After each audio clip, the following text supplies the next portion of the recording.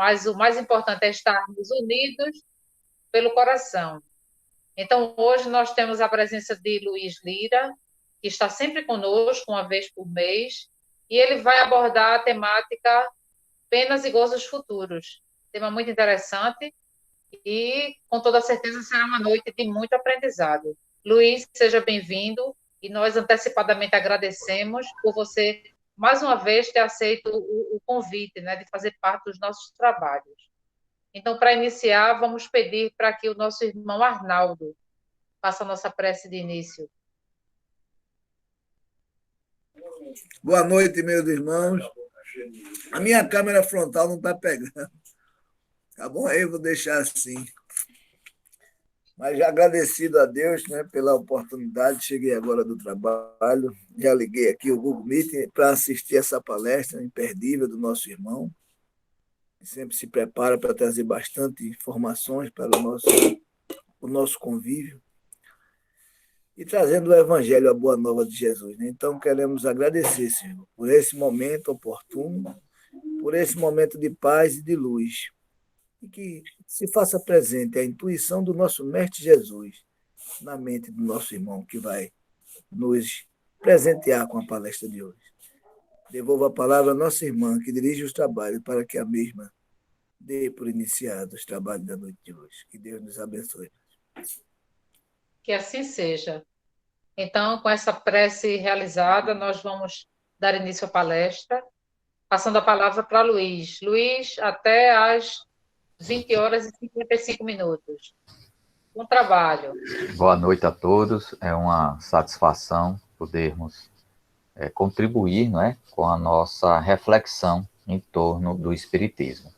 Então, agradeço bastante a casa, os semeadores da fé, aonde, pela própria palavra, né, semear a fé é justamente colocar a razão à frente das nossas superstições, dos nossos preconceitos. Então, que Jesus nos abençoe nessa jornada.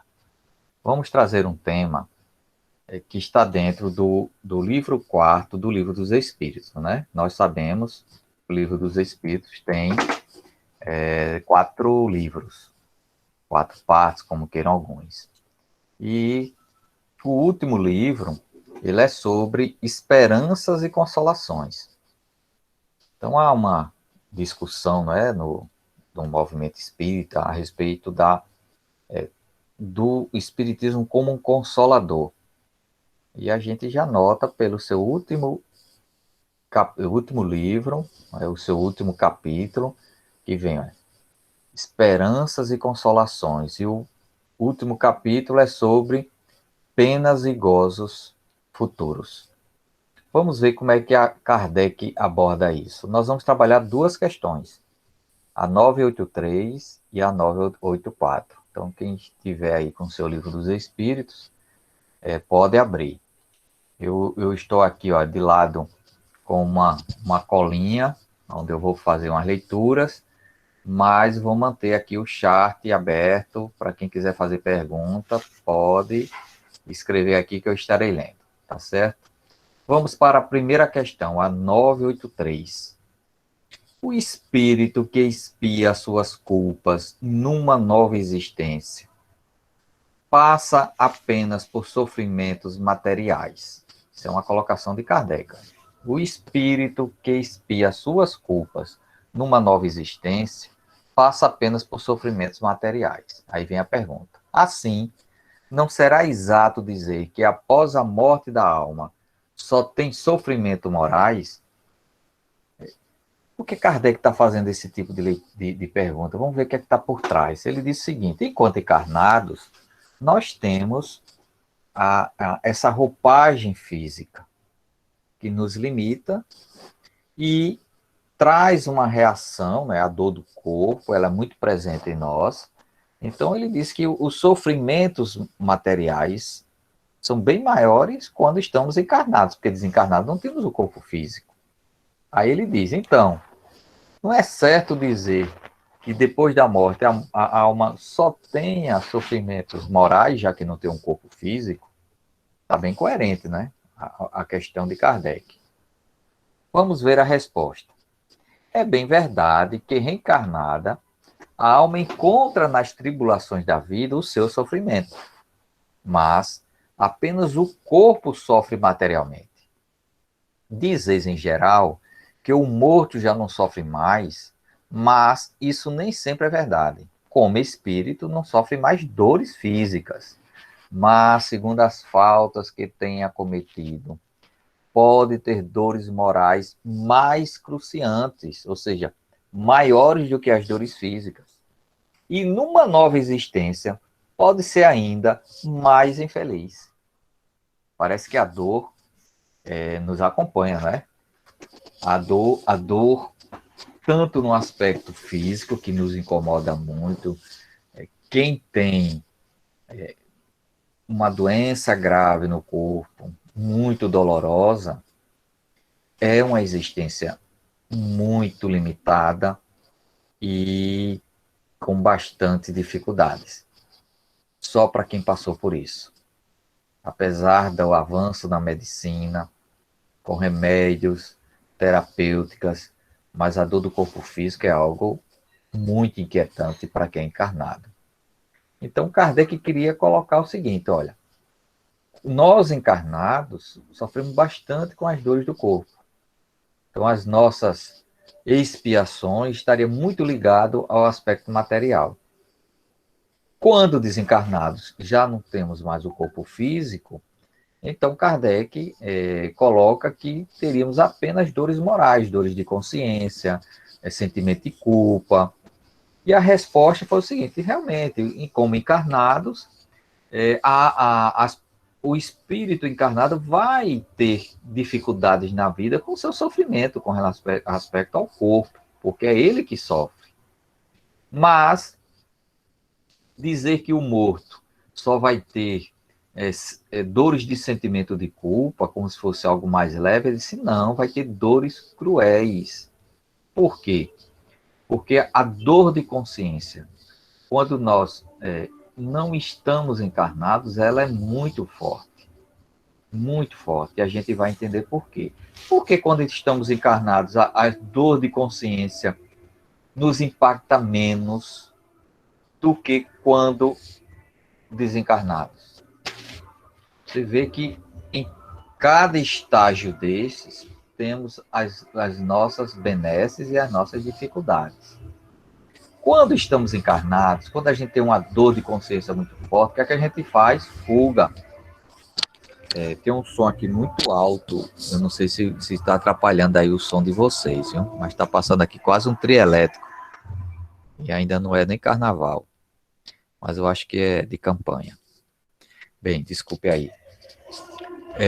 Então, o que é que nós vamos sentir quando encarnados, quando a gente cai em si, que fez algo muito sério, errado? A gente fica meio triste, mas aí vem compensações outras, nós vamos, às vezes caímos no álcool, caímos em diversões e procuramos nos afastar daquele pensamento. E às vezes a gente passa a existência inteira fugindo dele. Mas quando estamos desencarnados, não tem essas diversões não. O nosso corpo espiritual, o nosso perispírito, ele reage às nossas emoções. Então ele mostra-se como ele é. E essas dores machucam ele. Por isso que a gente se vê com o corpo espiritual bastante prejudicado, com sequelas. Então, por isso que ele diz, são dores mais cruciantes, mais difíceis.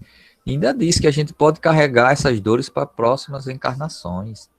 Então, o dito de Jesus, ele é muito atual, quando ele diz, olha, se tem alguma coisa contra algum irmão, resolva no caminho, ou seja, resolva nessa existência. Para quê? Para que ele não lhe leve a um promotor, o promotor lhe leva ao juízo e o juiz leva à cadeia. Só que a gente é tão materialista que se agarra nisso, a gente fica se imaginando andando no caminho, que tem alguém que vai nos denunciar, vai ao juiz, o juiz vai prender a gente, mas Jesus falava do sentido espiritual. Se temos alguma desavença com alguém, se resolva, se perdoe. Porque senão, as nossas vítimas vão implorar por Deus por justiça. E aí, como é que a justiça divina vai agir? A gente vai ver aí.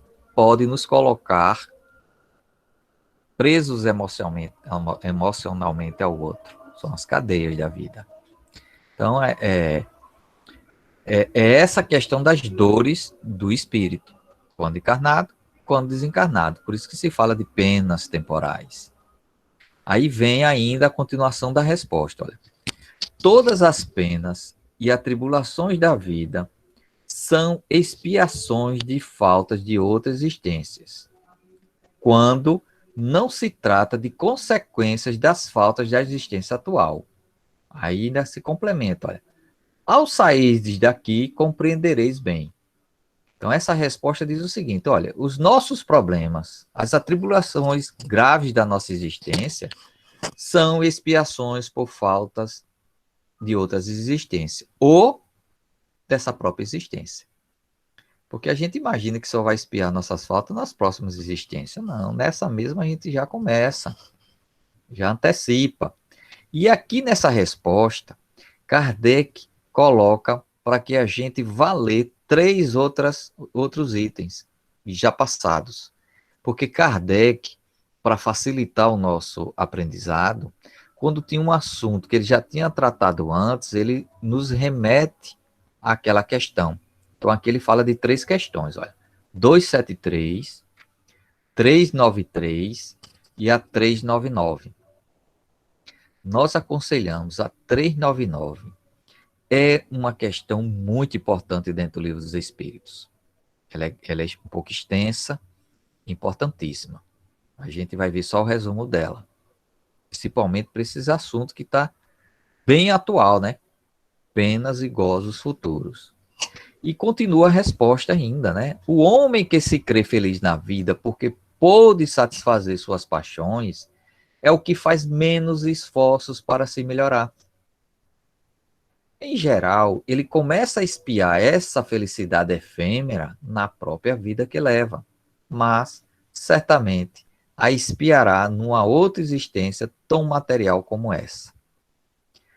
Esse pedaço da resposta tem muito panos para manga. Talvez eu poderia levar todo o resto aqui da conversa só sobre esse item. Vamos desdobrar ele em 2. Olha. O homem que se crê feliz na terra, porque ele pôde satisfazer suas paixões, ele é o que menos se esforça para se melhorar. Vamos ver se essa colocação tem razão. Quando a gente pergunta a uma pessoa, fulana, beltrano, qual é o teu conceito de felicidade aqui na Terra? Aí a gente começa. Primeiro de tudo, Deus. Saúde. Aí começa. Um empregozinho muito bom, um saláriozinho muito bom, uma casinha própria, um carrinho, vai lá, umas viagenzinhas pelo mundo, quem sabe uma casinha de campo, ou em Garanhuns, fresquinho, quem sabe em Triunfo, aí começa. Começamos a colocar bens terrenos na história. Aí começamos a colocar, raramente a gente coloca a paz da consciência, muito raro. Por quê? Porque quando estamos encarnados, a materialidade que nos cerca, é que nós vamos buscar o conforto nisso. Está errado? Não, mas não só podemos estar pensando nisso. E, realmente, aquele que tem todas as condições econômicas, sociais, que a gente chama das necessidades básicas satisfeitas, que já demos o luxo de procurar o supérfluo como necessário, vamos se esforçar muito pouco. E que esforço seria este para a felicidade? A partilha com o outro. A gente pensa pouco no outro, mais em si. Aí vamos para a segunda questão. Ele disse, olha, quem assim pensa já vai começar a espiar dessa forma de perceber a vida já nessa existência. Como? Se acontecer um revés, às vezes uma doença, E a gente diz, olha, com tanto dinheiro, ó, deitado na cama, não vai usufruir nada. Trabalhou a vida inteira só pensando, acumulando, só pensando na aposentadoria. No primeiro dia da aposentadoria, adoeceu, perdeu tudo. Ou teve um revés muito grande na vida dos seus negócios, perdeu tudo. Por quê? Porque quando a gente se apega como motivo da nossa felicidade, bens efêmeros, o nome já está dizendo, efêmero, ele é perecível. Vamos perdê-lo. E quando perdê-lo, nós vamos começar a sofrer, já nessa existência. E ele ainda diz mais, ele vai espiar, com certeza, porque aqui ainda é uma dúvida, né? Talvez sim, talvez não. Na próxima, com certeza. Mas por que essa coisa tão forte? Com certeza ele vai espiar. Então a gente não deve ter nada material, porque se não espia, como é que a gente arruma essa história? Aí você veja, aqui eu vou mostrar no próximo slide, vocês não estão vendo, sou eu, né? Mas eu vou agora colocar uns pontos que nós espíritas adoramos dizer isso. A gente gosta demais. Vamos lá. O que seria espiar na próxima existência? A gente diz comumente, olha, o mal rico, isso está lá no livro dos Espíritos, né? Passará a esmolar e estará submetido a todas as privações da miséria. O orgulhoso, a todas as humilhações. Aquele que abusa da sua autoridade e trata os seus subordinados com desprezo e rudeza, será forçado a obedecer a um senhor mais duro do que ele tenha sido. Um senhor que tenha sido duro com seus escravos, a linguagem da época, né, século XIX, poderá tornar-se escravo e sofrer os maus tratos que infligiu a outrem.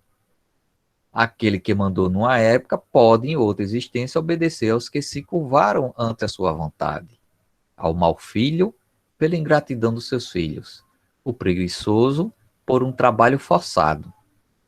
Aí tem uma parte da resposta que eu faço questão aqui de frisar. Isso tudo é uma expiação, se ele abusou do poder. E Deus pode determiná-la.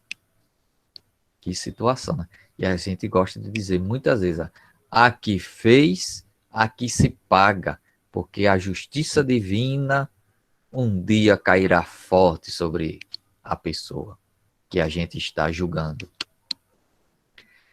Isso nos remete à chamada lei de Talião, né? Nós estamos lembrados, né? Talião, lá nos milênios atrás, digo milênios, né? Mas alguns séculos atrás, colocou que o revide não deveria ser desproporcional à agressão. Era uma evolução para a época, né? Então, se alguém lhe arrancou um dente, que você possa tirar um dente do outro. Se alguém lhe arrancou um olho, que você possa arrancar o olho e não exterminar a família toda, exterminar aquele povo todo. Já era um avanço para a época, né? Mas essa lei do talião, ela é muito discutida dentro do movimento espírita, que a gente diz, olhe, as coisas não são como a lei do talião, mas na nossa prática, quando a gente vê alguém com grandes dificuldades, a nossa tendência de resposta imediata, sem pouca reflexão, é dizer, com certeza está espiando uma falta no passado. E se esquece que pode ser da falta do presente. E tem aqui algo que eu frisei, que hoje está se discutindo muito. Vem cá, e Deus determina essas expiações, assim, aí a gente imagina Deus, aquele Senhor, dizendo, você errou, vai pagar por isso na próxima existência. Vou ajustar uma existência para você expiar. Será que é assim, minha gente? O que é que acontece entre uma existência e outra? Tem alguma coisa no meio, não tem? A gente diz, olha, o interregno das existências tem algo no meio. O que será? Será que com a exploração desse espaço entre uma encarnação e outra, resolve essa questão meia de lei de Talião? Vamos ver. nessa reflexão.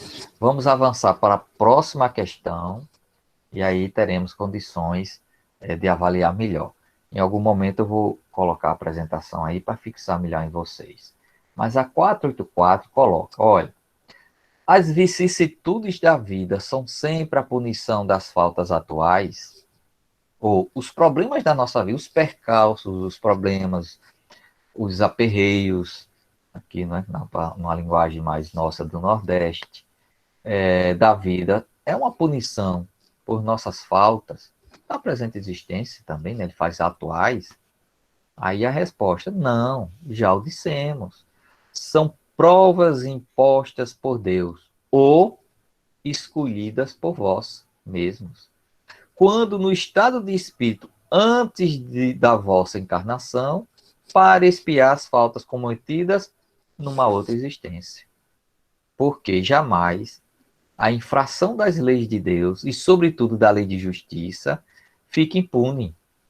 Se a punição não é feita nesta vida, será necessariamente na outra.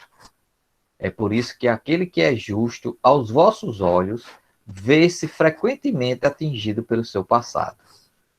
Veja que resposta interessante.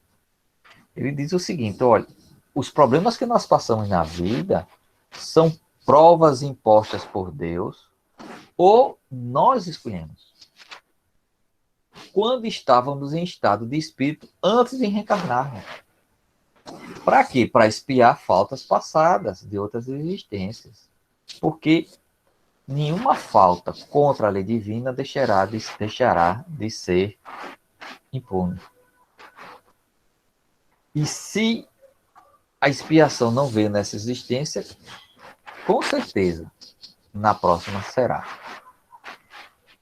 E aí é quando a gente tem, né, porque a gente adora julgar as pessoas, fulano, Beltrano, né? É tão bom, que pessoa maravilhosa, mas sofre tanto, meu Deus do céu. E a gente não sabe que aquilo é em relação, como ele diz, frequentemente atingido pelo seu passado. E aí, como é que a gente sai dessa, né? Tanta palavra aqui de Deus pune, Deus castiga, Deus prova. Aí eu vou pegar, primeiro tratando do que os espíritos colocaram, da escolha das provas. Vamos tratar primeiro isso. Nós escolhendo essas provas. Como é que se dá essas escolhas? Aí, ó. Isso tudo o livro dos Espíritos, né? Quando o espírito entra na vida espírita e vê, o que é ver? Tem um entendimento das faltas que ele cometeu e que isto foi a causa do seu sofrimento no estado de espírito. Ele compreende, então, a justiça da posição que ele é dado a perceber e ele procura, então, uma existência necessária que ele possa reparar o que acabou daquela existência passada.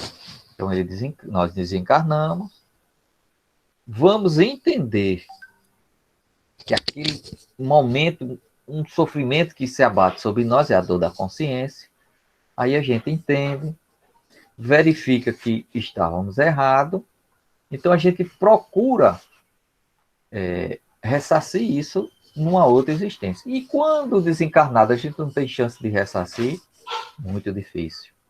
Porque o atual estágio evolutivo nosso, quando a gente desencarna, a tendência nossa é ir para grupinhos, se agrupa no plano espiritual, não se mistura muito. Então, às vezes, o nosso ressarcimento são pessoas de outros grupos, então, na materialidade, não tem como eu fugir da frente do outro, vou ter que conviver.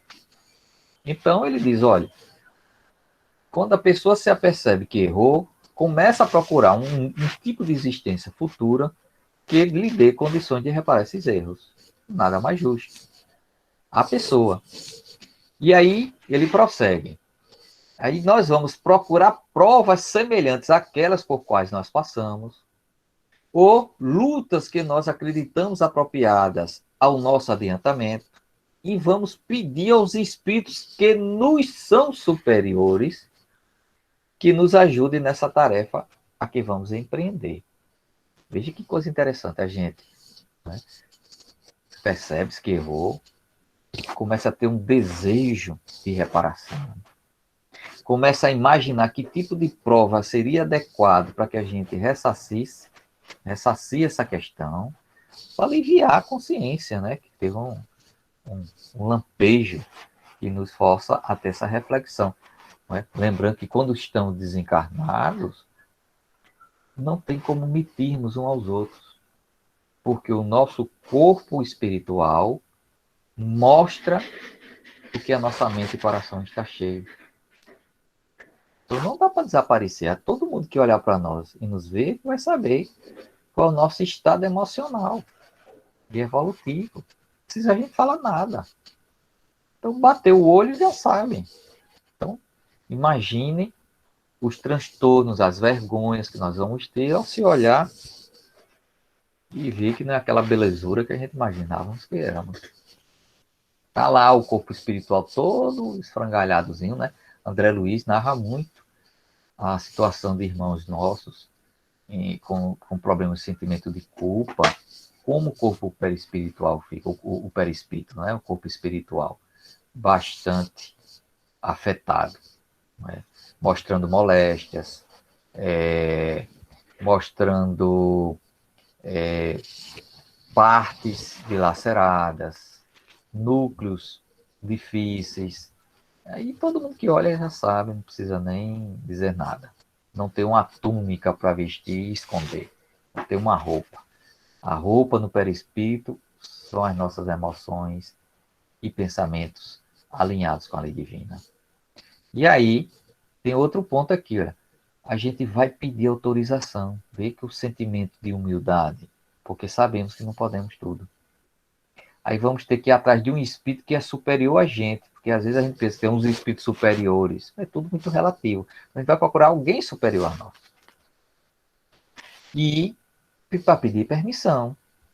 Então, aí ele conclui, ó, o espírito escolhe por ele mesmo as provas às quais deseja submeter-se, para quê? Para apressar o seu adiantamento, ou seja, vamos escolher um tipo de existência que nós acreditamos que seja mais apropriados a fornecer os meios. E essas provas sempre é em relação às nossas faltas que nós cometemos e que devemos expiar. Então,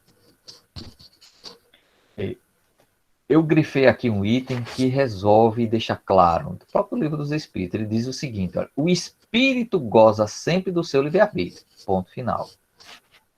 É em virtude dessa liberdade que no estado de espírito nós vamos escolher as provas da vida corpórea. E agora sim, ó, e no estado de encarnado, nós vamos deliberar se vamos passar ou não por essas provas, se a gente vai escolher o bem ou o mal. Então, minha gente, não basta ter só uma chamada tomada de consciência. Se arrepender, só pensar numa existência que a gente possa ressarcir. Depois, pedir a espíritos que nos são superiores a oportunidade de conseguir ajustar essa encarnação. E a gente encarna. Não resolveu nada. Porque é na fase de quando estamos encarnados é que vamos dizer se a gente aderiu àquele programa ou não. Aí vem aquela pergunta, qual é o percentual das pessoas que aderem ao seu programa reencarnatório? Sem revolta. Muito poucos. Essa é a nossa dificuldade. Além de a gente passar por um sofrimento, o pior pode ser que nem ressarcindo nós possamos ter, porque a gente passa revoltado pela situação. Olha, o espírito goza do seu livre-arbítrio para poder escolher. E esse livre-arbítrio é limitado? Não. Ele é de acordo com o nosso estágio evolutivo. Então, se o nosso estágio evolutivo ele ainda é inicial, a parcela de livre-arbítrio também é estreita. Dentro dessa faixa, podemos escolher. Fora dessa faixa, só a lei divina. Mas à medida que evoluímos, essa faixa vai se ampliando, se ampliando, se ampliando, até a gente dizer, poxa vida, eu posso tudo, eu posso escolher tudo, porque tudo vai ser me dado naquele quem pede. Mas qual é o problema? Quando nós atingimos um grau evolutivo, o que é que a gente faz? A gente nega-se. Veja, a gente faz um esforço imenso, utilizando o egoísmo e o orgulho para formar a nossa identidade. Depois isso atrapalha. Atrapalha porque a gente sente que isso são amarras, como se fosse o ovo cobrindo o pintainho que precisa renascer. Então temos que quebrar essas amarras do orgulho e do egoísmo. E quando a gente quebra essas amarras e a gente tem a nossa identidade plena, o que é que a gente faz? Já não quero fazer mais aquilo que eu penso. Já não me sinto em condições de escolher os meus desejos. Eu vou escolher aquilo que o Pai me manda fazer. Eu já não quero mais fazer o que eu quero. Eu já não falo aquilo que eu quero, nem faço. Eu agora preciso fazer aquilo que o Pai me manda fazer. Então, anula a sua identidade para fazer a vontade de Deus. Isso é muito bom, não é?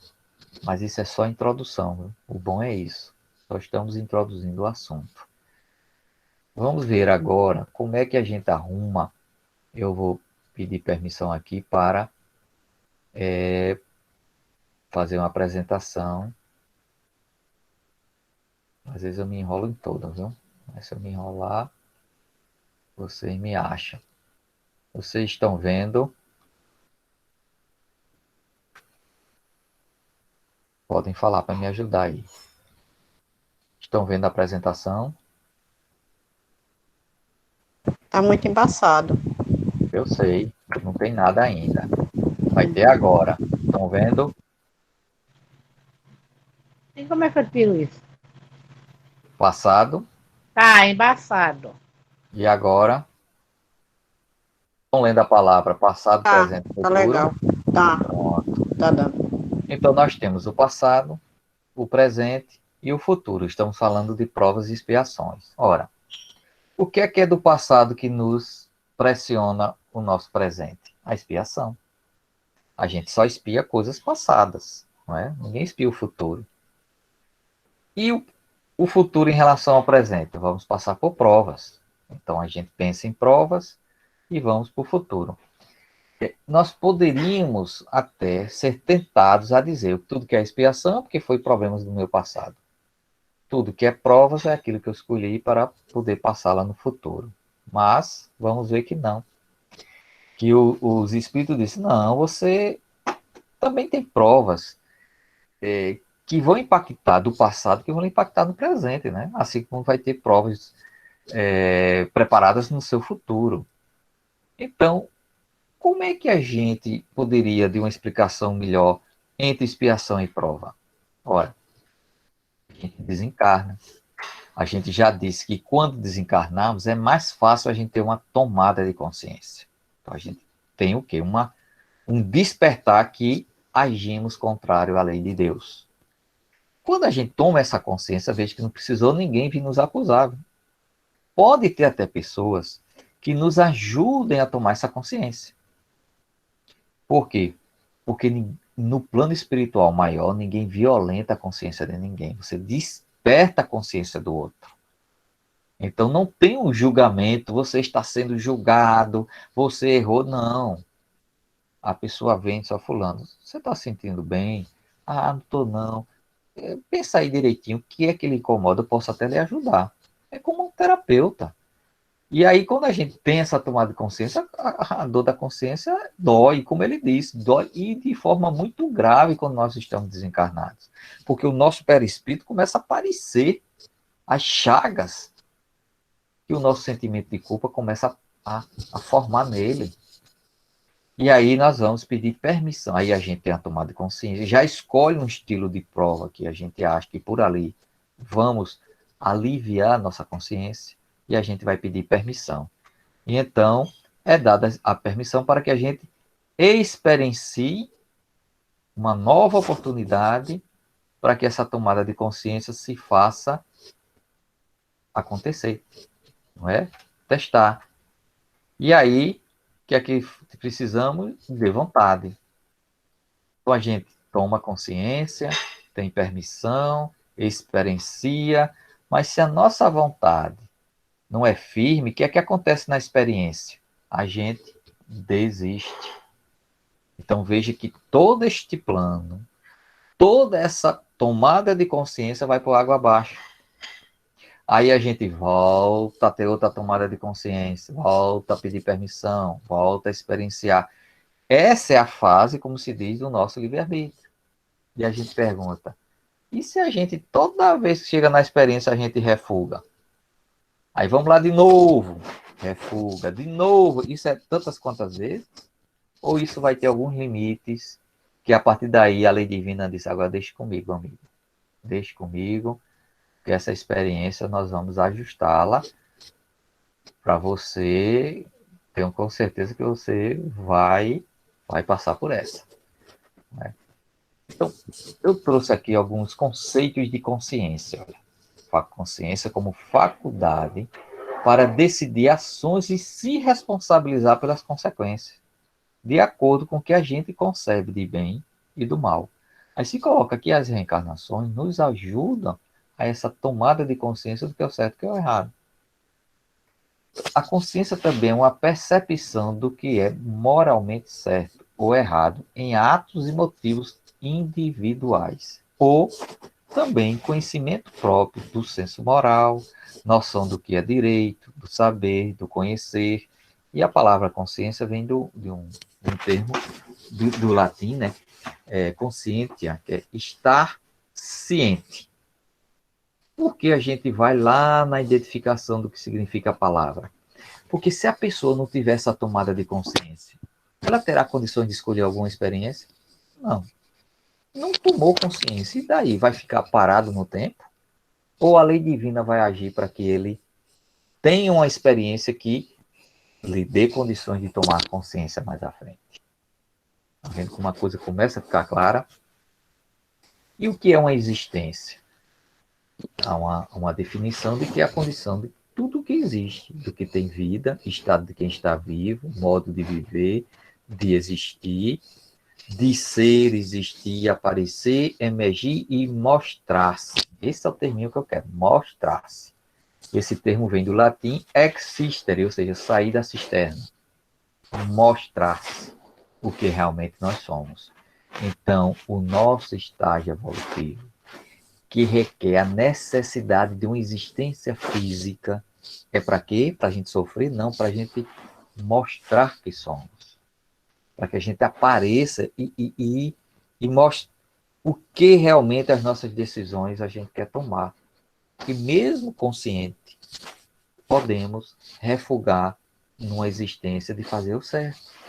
Né? Então, não basta saber o que é certo e errado. A gente tem que experimentar provas que faça com que nós nos mostremos como realmente somos. A gente tem várias, né? E agora a gente vai... Bom, a gente explorou a questão do livre-arbítrio, das escolhas nossas. Agora vamos para aquelas que a justiça divina age. Que a gente viu que era por imposição. Então eu peguei aqui os princípios da justiça divina. O ponto central da justiça divina é a evolução espiritual. Não é fazer ninguém sofrer, é fazer nós evoluirmos. Conduzir o espírito à perfeição. Nós não nascemos perfeitos, embora nos cobramos uns aos outros perfeição. Né? Como a gente se cobra tanto, né? Quais são os instrumentos que a justiça divina usa? Tempo e reencarnação. Por isso que a gente diz, teremos todo o tempo necessário para que a gente tenha a tomada de consciência. Teremos tantas quantas reencarnações nos sejam necessárias para que a gente tenha tomada de consciência e podermos nos mostrar como somos, acertando naquilo que é concernente à lei divina. Então, como age a justiça divina? Educando e reparando.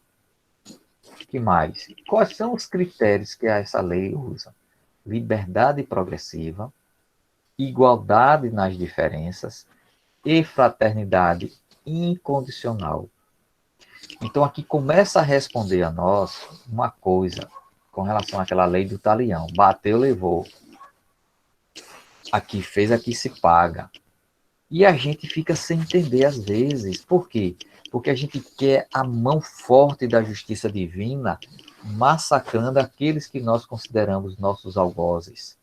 E depois vamos ver que esses algozes não estão chorando lágrimas amargas de dores. Às vezes vamos encontrá-los sorrindo. Meu Deus, onde está a sua justiça? Veja que aquela pessoa fez comigo. Desgraçou a minha existência inteira e de mais outra. E ele anda ali sorrindo. Parece que a vida lhe é tão fácil. E ainda passa por mim, ainda fala por mim, ainda sorri, debochando de mim. Veja só. Entre uma existência e a outra tem o tempo no plano espiritual que no espiritismo se chama erraticidade. É entre uma encarnação e outra. Nesse tempo, esta pessoa que, vamos supor, que errou bastante conosco, teve uma tomada de consciência forte. Tomou uma decisão, pediu permissão, permissão foi dada. E ele reencarna e nos vê. Mas quando ele olha, no íntimo, ele não tem... Ele sabe que ali tem uma pessoa que foi uma vítima dele, que é algo desprezível para ele, mas ele se esforça para sorrir para a gente, para cumprimentar, para oferecer ajuda. Por quê? Porque ele teve uma tomada de consciência, mas a gente não teve. Reencarnou ainda com os nossos olhos, com o nosso sentimento de vingança. E não vai entender que a lei, a justiça divina é uma lei educadora. Ele teve uma tomada de consciência e está experienciando, que era conviver conosco e não nos ver como alguém desprezível. Então ele passa a ter um esforço íntimo para poder dar a mão a gente, sorrir para a gente, quando ele queria escarnear, fazer o escárnio. Mas nós não, ficamos revoltados. Então a gente sai um pouco daquela lei do talião. E vamos ver mais como ela é educadora e reparadora. O que é que acontece? Por isso que ele diz, nem sempre espia nessa existência. Uma pessoa, vamos supor, foi muito cruel com outro, com seus subordinados. Nem sempre ele espia nessa existência. Por quê? Porque ele não teria condições de ter uma tomada de consciência. Aí espera que ele tenha uma tomada de consciência, ele mesmo solicita algumas provas reparadoras e reencarna. E se ele não tiver essa tomada de consciência? Aí o plano espiritual estuda uma forma para que ele o tenha. Talvez não na próxima encarnação, talvez mais à frente. Por quê? Porque se nós tivermos uma encarnação que os problemas que nós tenhamos seja mais forte do que a gente possa suportar, o que é que vai acontecer? É uma crueldade. Porque vamos passar por situações que a gente vai cair. Então, para que ação educadora é esta? Não teria. Então, às vezes, é prorrogada essa experiência difícil para que tenhamos condições de assumi-la. A lei divina realmente é muito sábia, porque que vai fazer com que a gente elabore as nossas dificuldades e apresente uma face do bem mais razoável. Agora, aqueles que não o perdoou, vai continuar tendo problemas, porque o perdão é a base da boa convivência. Liberdade progressiva, igualdade nas diferenças. Não é o bateu, levou. Agora, então assim a pessoa vai fazendo, desfazendo, e tanto a lei, ela é também reparadora. Vai chegar no momento que vamos ter reencarnações com muita restrição.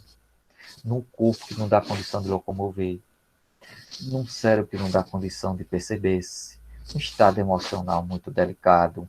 E aí é como se estivesse prisioneiro de suas próprias emoções, reparadora, forçando a gente a desenvolver a humildade, para que o nosso orgulho se arrefeça mais e dê condições na próxima encarnação de continuar. Que mais, olha? Então, a justiça divina, ela age despertando a nossa consciência, nos pondo em relações com as pessoas com as quais nós devemos reparar o erro. E vamos dar de cara com essas pessoas que elas, por antipatia, não vai facilitar nada. E nós temos que redobrar. A lei divina, ela, que interessante, age nas nossas possibilidades e não nas nossas falhas. Naquilo que nós temos possibilidade de evoluir, ela age. De ressarcir, ela age. É só a gente se mostrar em condições de considerar as nossas intenções e não os resultados das nossas ações. Então, se a gente agiu mal, mas não foi com intencionalidade, a lei é arrefecida. Mas, às vezes, a gente faz uma boa ação com má intenções. Vamos passar por ressarcimentos. Ela é progressiva, igualitária, inclui as pessoas e é pacificadora, não é para criar mais dificuldades. Quando, segundo Pedro, né, uma, uma, uma parcela do amor cobre a multidão de pecados, ou uma boa ação substitui muitas faltas do nosso passado. Porque se imaginamos, se fosse lei do talião, para cada falta nossa tem que ter uma boa ação, bota existência nisso. Mas na medida que a gente faz uma boa ação, vai cobrindo uma série de faltas, porque aqui é o seguinte, o bem tem uma só direção. E o que é o mal? É quando nos afastas por diversos caminhos que não vá na direção do bem. Por isso que são muitas faltas. As nossas muitas faltas, às vezes, é por um problema só que nós temos. E quando a gente resolve esse problema, resolveu aquelas múltiplas faltas que tivemos. Por isso que uma ação é sempre boa. E aí vem o nosso mestre Kardec que diz: onde está escrita a lei de Deus? Podia-se dizer que era nos livros. Não, na nossa consciência. Se nós não despertamos a nossa consciência, a gente não desperta para o que é o certo e errado, não desperta para a lei divina. Se nós já temos consciência, então é porque a gente está agindo de acordo com a lei de Deus. Veja como isso é sério. Quando Jesus diz: eu não faço aquilo que quero, mas aquilo que o Pai me manda fazer ou dizer. Aí a gente imagina que é Deus lá, conversando aqui com Jesus. Não, consciência. Todas as vezes que nós agirmos de acordo com a nossa consciência, é Deus presente em nós. A gente fazendo a vontade dele. Qual a vontade de Deus? As suas leis. Não ficou simples, né? Como? Você veja, com uma pergunta e uma resposta tão concisa como esta, resolve um monte de dúvidas.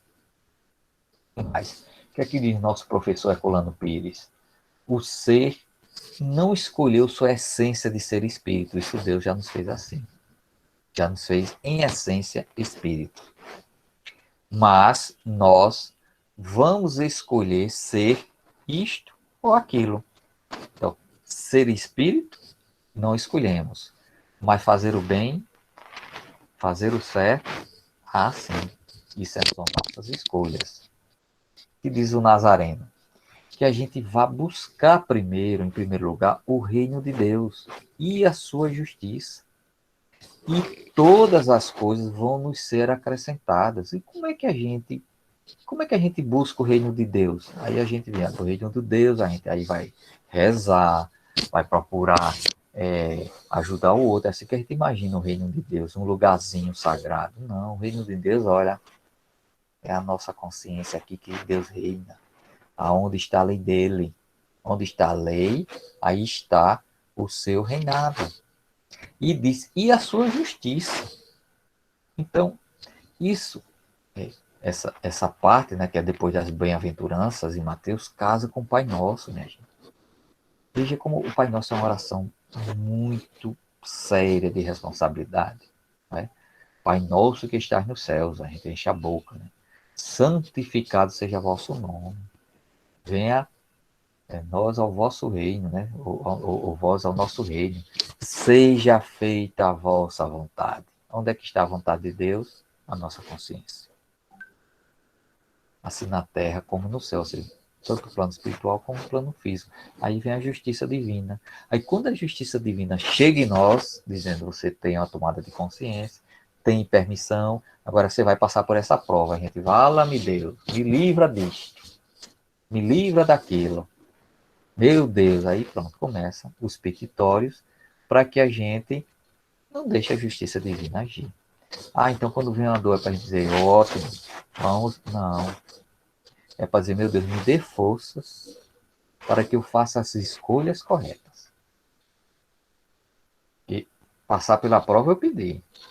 Agora, diante da prova eu tenho que fazer as escolhas corretas. Eu posso me revoltar, perguntar se só é na minha casa e não da dos outros que isso ocorre. Eu posso agredir os outros, botar a culpa, porque quando a gente começa a agredir os outros, a gente está botando a culpa nos outros pela nossa infelicidade. Por quê? Porque a nossa infelicidade a gente buscou os bens efêmeros. Então, tem as bem-aventuranças, que é algo maravilhoso para a gente ver. Olha, eu trouxe aqui uma. Bem-aventurados os que têm fome e sede de justiça, porque serão saciados. Como é que nós imaginamos isso? Nós cristãos, viu? A gente pensa o seguinte, que teremos fome e sede de justiça contra os outros. Vamos ser saciados porque a justiça divina vai pegar aquelas pessoas que nós sentimos que eles são devedores nossos, que passou pelo nosso julgamento. Agora, como é Jesus falando, a gente tem que entender isso aqui de outro ângulo. Vamos ler de outra forma. Olha. Bem-aventurados somos nós, que temos fome e sede de justiça em nós. É quando a gente toma consciência dos nossos erros, aí a gente começa a ter fome e sede de justiça de Deus agindo sobre nós, para que a gente seja saciado. Como é a forma da gente ser saciado? Ressarcindo para os outros aquilo que a nossa consciência nos denunciou de errado. Não é lá no outro, não, é em nós. Bem-aventurados somos nós quando tenhamos consciência do que erramos, solicitamos com sede que a justiça divina haja sobre nós, nos dando oportunidade que a gente sacie a dor do outro. Não ficou mais apropriado a Jesus, não é isso? Então nós vamos nos colocar à disposição dos amigos sobre esta reflexão, não é? Que trouxemos aqui para vocês, aqui dentro do tempo. Sei que não é fácil, como se diz, existir não é fácil, porque é tomar decisões todo o tempo. Quando desencarnarmos, minha gente, não vamos experienciar como nós experienciamos aqui. Por isso que a fila é grande para reencarnar. Porque não basta no plano espiritual dizer, eu me arrependi, já vejo minhas faltas, obrigado, Senhor. Aí, ótimo. Agora é hora de ressarcir. E agora nós, como encarnados, devemos aproveitar o máximo o nosso tempo de encarnado para ressarcir aqueles a quem a gente deve. E como é que a gente sabe? A consciência vai dizer. Então, paz para todos, estamos à disposição aí, quem quiser perguntar, conversar, divergir, que é ótimo.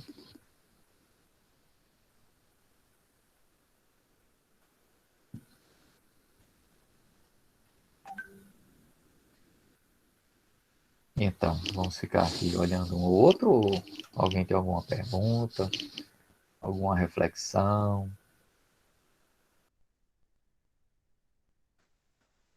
Quem que estiver falando, tá tudo aí com os celulares, com fone bloqueados. Ô, Luiz, e quando a gente tem essa consciência, o arrependimento, a gente vai ter Lá, o conforto de não passar a mão na cabeça da gente, mas o consolo. Teremos? veja, vai chegar um consolo dizendo, meu filho, Está na hora de ressarcir. O nosso consolo, quando a gente se pega em falta, são as nossas vítimas nos perdoarem. E se elas não nos perdoar, a gente entender que a gente fez todo o esforço possível para ressarci-la. Aí a nossa consciência nos perdoa. Aí a gente fica em paz. Então, o chamado sono dos justos é quando nós estamos com a consciência em paz. De que errou, mas procurou ressarcir. Aí, como vamos ressarcir? Não vamos nos preocupar. Apenas, quando chegar as nossas provas, nós passarmos por ela resignados, lutando e resignados. Porque só vamos compreender, conforme a resposta lhe deu, quando a gente sair daqui. É que a gente compreende melhor. Porque, assim, há situações atrozes que a gente acompanha e diz, meu Deus, oremos que o Pai é justo.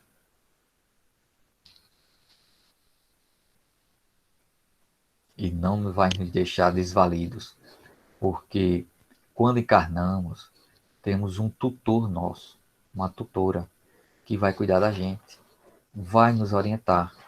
O que a gente só precisa é abrir um espacinho mental mais para eles. Os nossos anjos da guarda, os nossos guias espirituais, eles precisam um pouco mais de espaço na nossa mente, no nosso coração, para poder agir e nos ajudar essa travessia.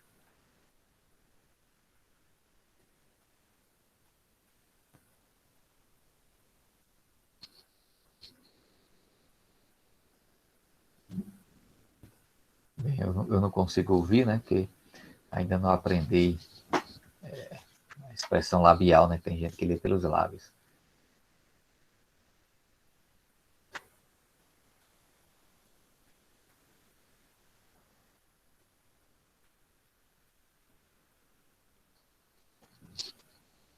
Bem, Cláudia, era isso. Pronto, pessoal. Ninguém quer fazer nenhuma pergunta? Aí, Luiz, à disposição para tirar todas as nossas dúvidas e a gente vai, às vezes, vai dormir com dúvida e não faz pergunta, né? Não é assim, né? Vão arder. Pois é. Muita Pois bem, paz para Luiz, todos. tá. Assim seja, e nós agradecemos mais uma vez a sua disponibilidade, a sua boa vontade em preparar o material, não é tão bom material sempre para trazer para nós tanto conhecimento. Lembrando que Luiz vai estar conosco novamente no próximo mês, ele está conosco uma vez por mês. E lembrando também que dezembro é o nosso mês de aniversário. E o tema central de aniversário de dezembro será Bem-aventurados os aflitos. E dentro desse capítulo 5, né, Bem-aventurados os aflitos, a gente vai ter as várias lições. Luiz vai falar sobre o esquecimento do passado, né, Luiz? Isso, né? Sobre isso, exatamente. Sobre isso, pronto. Então, o Luiz vai falar sobre o esquecimento do passado, mas vai ter aí os palestrantes que vão falar sobre a justiça das aflições, as causas anteriores das aflições, as mortes prematuras.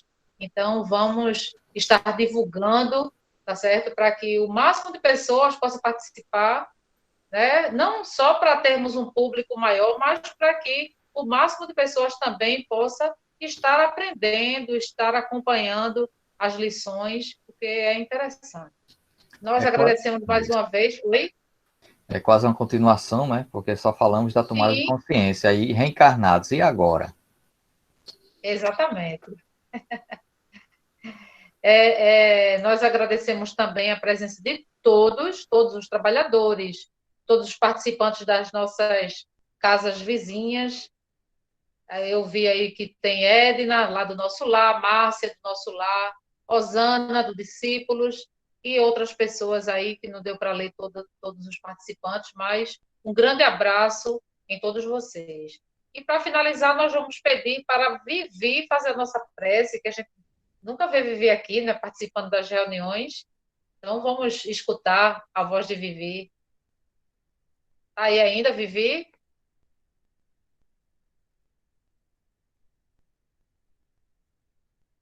E aí, Vivi saiu, foi?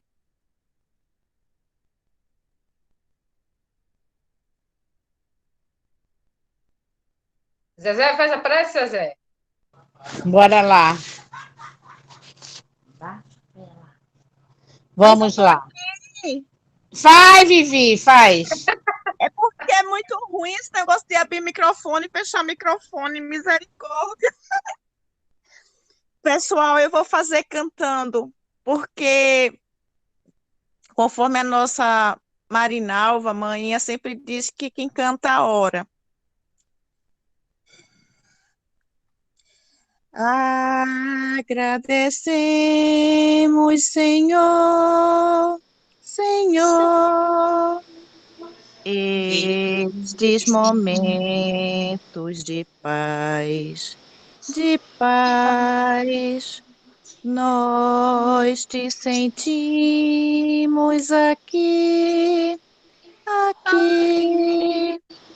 em vibrações fraternais, na estrada da vida, conduz-nos ao bem, na alegria e na dor. Seja o amor nossa bandeira de luz, amado Mestre Jesus, e assim seja o amor, nossa bandeira de luz, amado Mestre Jesus. Mestre Jesus.